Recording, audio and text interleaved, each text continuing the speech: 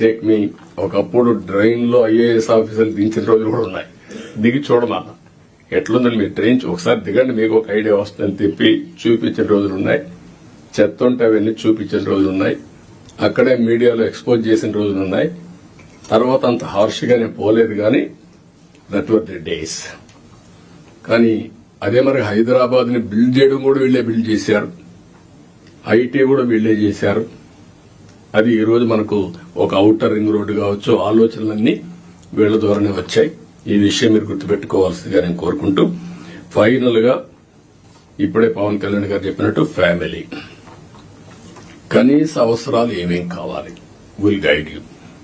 Current, toilet, లేకపోతే gas, ఈ minimum అవసరాలు ఇన్ఫ్రాస్ట్రక్చర్ ఏముందో అన్ని ఇండ్లకు ఇచ్చే బాధ్యత రావాలి. Number 2 village.